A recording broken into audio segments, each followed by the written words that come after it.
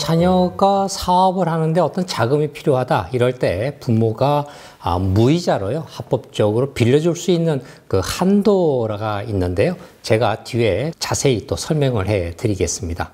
자녀에게 증여하고 싶을 때 증여공제 한도가 있죠. 근데 이 금액이 굉장히 작아요. 성년인 경우에는 5천만 원까지 10년 동안에 증여할 수 있고, 또 미성년 자녀는 2천만 원까지 증여세 없이 줄 수가 있습니다. 그런데 이 금액이 원체 작다 보니까요, 자녀들이 갑자기 사업을 한다거나 뭐 이런 경우에 추가적인 거액의 현금이 또 필요할 때가 있게 마련입니다.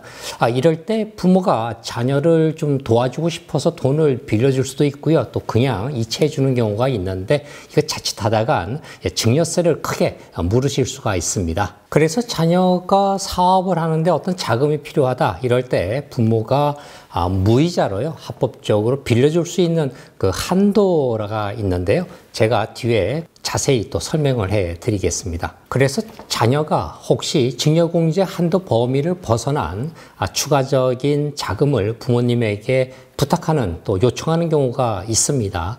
이때 부모님이 자녀의 통장에 거액의 자금을 이체를 시켜주면 그 자체가 증여로 간주가 돼서 증여세 폭탄을 맞을 수가 있죠.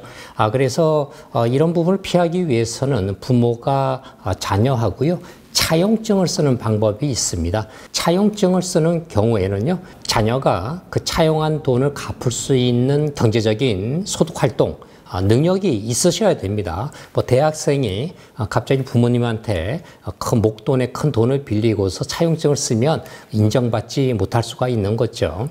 그리고 또 이자를 내느냐 안 내느냐 굉장히 궁금해 하실 텐데요. 일정 금액 이하에서는 이자를 내지 않고 돈을 빌리실 수가 있습니다. 자녀가 부모님한테 무이자 차용이라고 하는데요, 이자 없이 빌릴 수 있는 그 차용 한도가요, 대략적으로는 2억 1,700만 원 정확한 금액이 나오지만, 대략적으로 한 2억 원까지는 자녀가 부모님으로부터 이자 없이 빌릴 수가 있구나, 이렇게 알고 계시면 좋아요. 이때 돈을 빌릴 때도요, 그냥 빌리는 게 아니라 반드시 차용증을 작성을 하셔야 되는 거죠. 차용증 안에는 이제 돈을 빌려주는 아버지 성함, 주소, 주민번호, 또 돈을 빌리는 자녀의 주소, 이름, 또 핸드폰 번호, 이런 개인적인 정보를 적으셔야 되고요.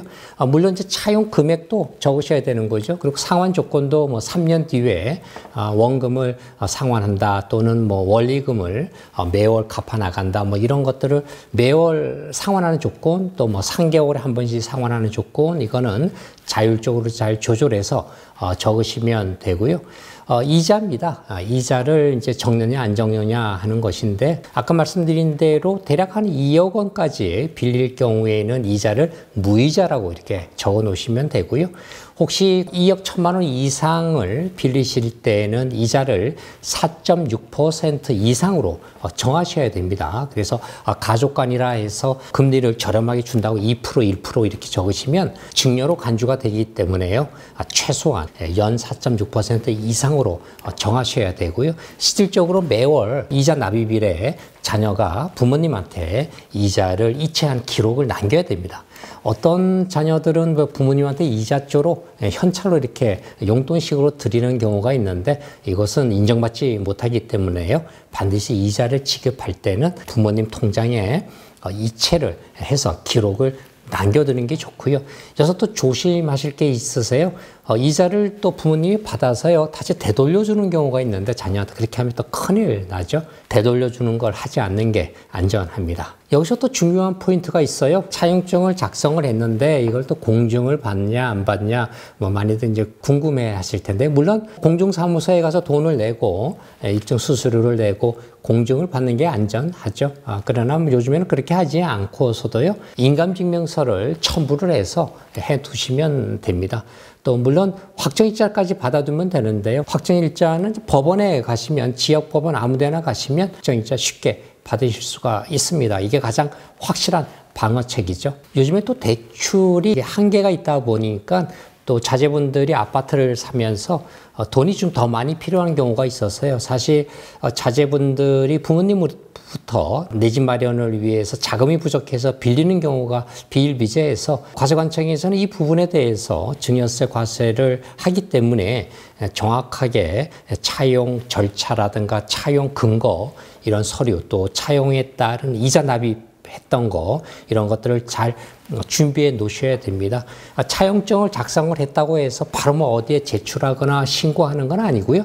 차용증이라든가 차용증이 만들어진 날짜라든가 이런 근거를 잘 보관만 하고 있다가 혹시 나중에 자녀가 부동산 취득에 따른 자금 출처 조사를 받으시는 경우가 종종 있는데 이때 세무서에서 그 자금 출처 증빙을 요구하는 경우가 있습니다. 이때 차용증 같은 서류를 제출하시면 되겠고요. 이렇게 꼼꼼하게 서류만 잘 챙겨 두시고 또 금전적인 이체를 정확한 이체 기록을 잘 보관하고 있으면 사실 증여세 문제 없이 안전하게 자녀가 자금을 부모님으로부터 조달할 수 있다는 것 꼭 기억하시면 좋겠습니다.